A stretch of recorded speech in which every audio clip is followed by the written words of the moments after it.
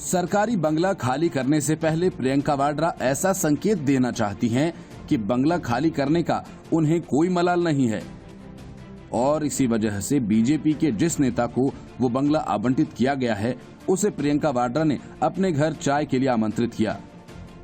प्रियंका वाड्रा अभी जिस बंगले में रह रही हैं, वह राज्यसभा सांसद अनिल बलूनी को आवंटित किया गया है। प्रियंका वाड्रा 1997 से 35A लोधी एस्टेट बंगले में रह रही हैं। गृह मंत्रालय द्वारा कांग्रेस नेता को मिले एसपीजी सुरक्षा को वापस लेने के बाद आवास और शहरी मामलों के मंत्रालय ने उन्हें ये बंगला खाली करने का नोटिस भेजा था। प्रियंका वाड्रा को भेजे गए एक सरकारी नोटिस में उनसे 1 अगस्त तक ये बंगला खाली करने के लिए कहा गया था। सूत्र बताते हैं कि अनिल बलूनी के कार्यालय को पत्र और फोन के माध्यम से ये निमंत्रण भेजा गया, लेकिन उन्होंने अभी इसका जवाब नहीं दिया है। प्रियंका गांधी के एक करीबी सूत्र ने बताया, ये कांग्रेस नेता का पॉजिटिव जेस्चर है और ये निर्धारित समय के भीतर परिसर को खाली करने के लिए तैयार हैं। सूत्रों ने बताया कि यहां से खाली करने के बाद वे गुरुग्राम में अपने घर में कुछ समय के लिए रहेंगी। इसके बाद उनके नई दिल्ली वापस आने की उम्मीद है। कई कांग्रेसी नेताओं ने सरकार के इस निर्णय पर आपत्ति जताई थी जब प्रियंका वाड्रा को बंगला खाली करने के लिए कहा गया था। गौरतलब है कि केंद्रीय आवास एवं शहरी कार्य मंत्रालय ने प्रियंका से नई दिल्ली स्थित सरकारी बंगला 1 अगस्त तक खाली करने को कहा था। उसकी ओर से जारी आदेश में कहा गया कि एसपीजी सुरक्षा वापस लिए जाने के बाद उन्हें मौजूदा आवास 35A लोधी स्टेट खाली करना पड़ेगा, क्योंकि Z+ की श्रेणी वाली सुरक्षा में आवास सुविधा नहीं मिलती। Bureau report, news of India. Uddhav Thackeray और शरद पवार ने ऐसा सियासी जाल बुना कि महाराष्ट्र में कांग्रेस, एनसीपी और शिवसेना के रहमो करम पर सरकार में बने रहने को मजबूर हो गई। लेकिन अब ये बात पलटती दिख रही है।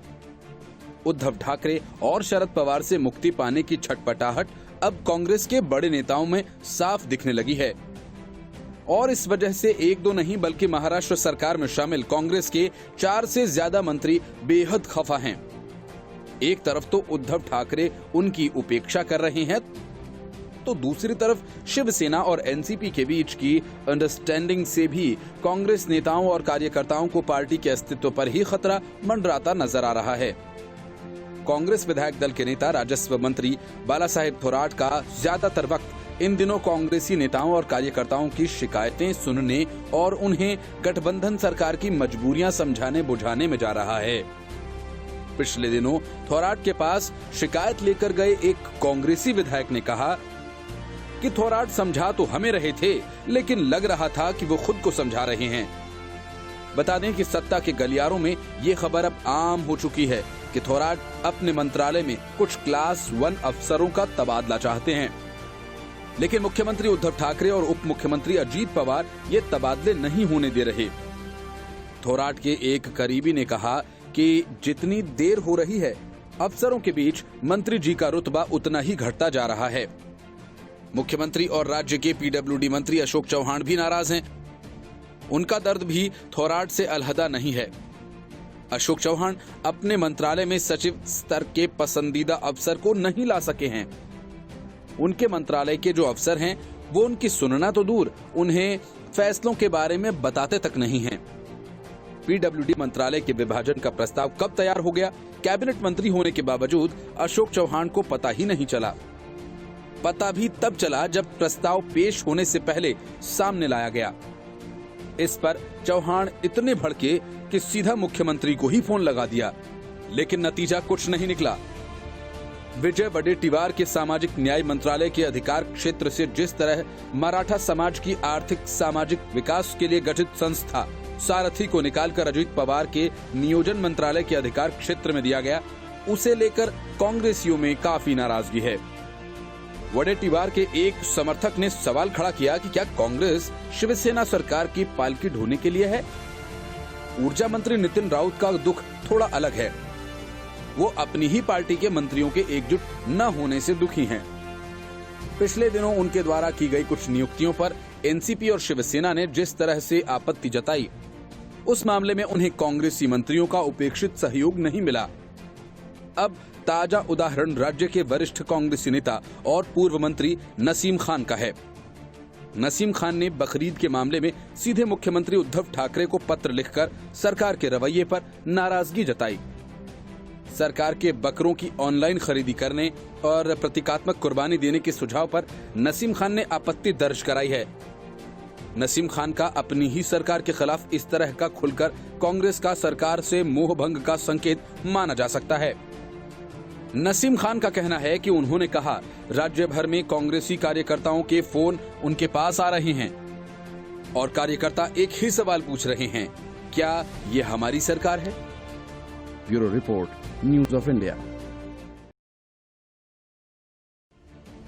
राजस्थान में सियासी क्वारंटीन में रह रहे गहलोत समर्थक विधायकों के मर्ज का इलाज अब तक मिला नहीं है।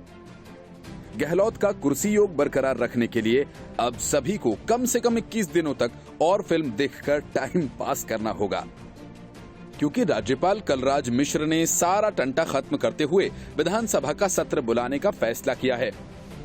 लेकिन इसके लिए 21 दिन पहले नोटिस देने के साथ सोशल डिस्टेंसिंग और दूसरी कई शर्तें भी लगा दी हैं। राज्यपाल के इस फैसले से अशोक गहलोत की मुश्किलें काफी बढ़ गई हैं, क्योंकि इतने लंबे वक्त तक विधायकों को होटल में रोक पाना अब आसान नहीं होगा।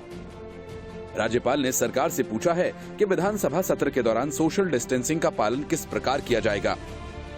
क्या कोई ऐसी व्यवस्था है जिसमें 200 विधायकों के अलावा 1000 से अधिक अधिकारी और कर्मचारियों को एकत्रित करने पर कोरोना वायरस के संक्रमण का कोई खतरा न हो?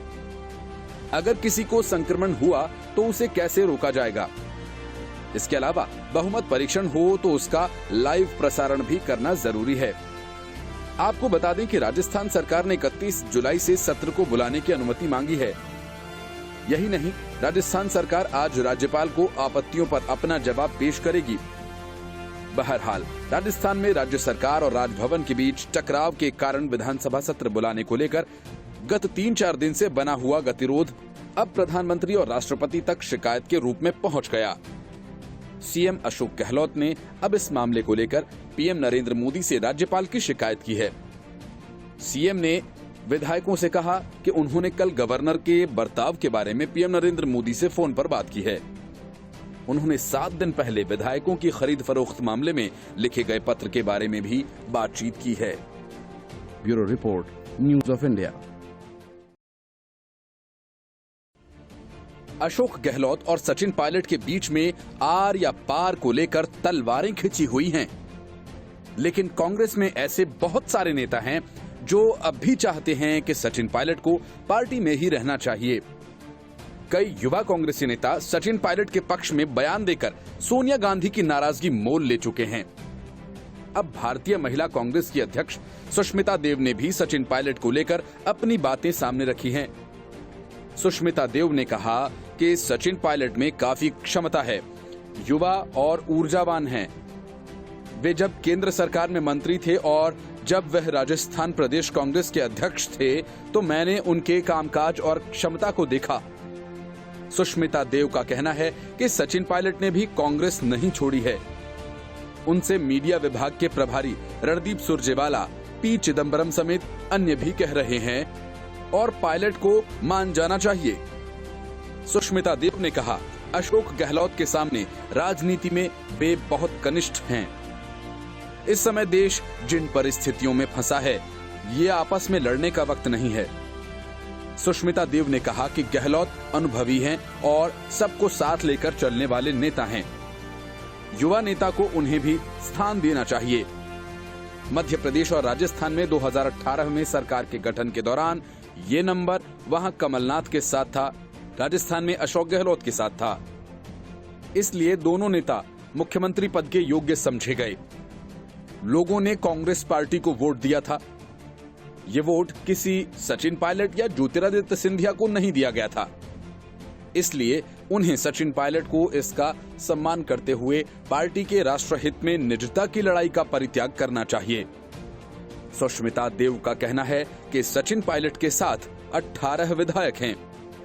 मुख्यमंत्री अशोक गहलोत के पास 102 से अधिक और करीब 109 विधायक हैं। विधानसभा में विश्वास मत के दौरान क्या होगा अभी कोई नहीं जानता। लेकिन फर्ज कीजिए कि एक जनता द्वारा चुनी हुई सरकार हमारे आपसी झगड़े और बीजेपी के षड्यंत्र में कदाचित गिर जाए तो लोकतंत्र के लिए कितना खराब उदाहरण होगा। इस बात को मुख्यमंत्री गहलोत और सचिन पायलट दोनों को ही सोचना चाहिए। उन्होंने कहा कि गलती कभी पूरी तरह से एक पक्ष की नहीं होती, इसमें कम या ज्यादा दोनों पक्षों की भागीदारी होती है। इसलिए दोनों को चाहिए कि स्थिति की गंभीरता को महसूस करें। सुष्मिता देव ने कहा कि केंद्र में कांग्रेस की सरकार होती तो न तो मध्य प्रदेश की सरकार गिरती, न राजस्थान में ये स्थिति आती। ज्योतिरादित्य सिंधिया भी न तो छोड़कर जाते और न ही सचिन पायलट इस तरह की स्थिति उत्पन्न करते। मेरे विचार में पार्टी केंद्र की सत्ता में नहीं है, चुनौतियों का सामना कर रही है और ऐसे समय में उनके अपने अच्छे सिपाही ही परेशानी में डाल रहे हैं। वरिष्ठ नेता अपने युवा नेताओं के साथ तालमेल बिठाकर काम नहीं कर पा रहे हैं। उन्हें ये नहीं समझ में आ रहा है कि इससे कार्यकर्ताओं में हताशा का माहौल पैदा होता है। सुष्मिता देव ने कहा कि ये मंथन का विषय है। हमारी पार्टी में कोई नहीं चाहता कि सचिन पायलट जैसे नेता कांग्रेस को छोड़कर जाएं।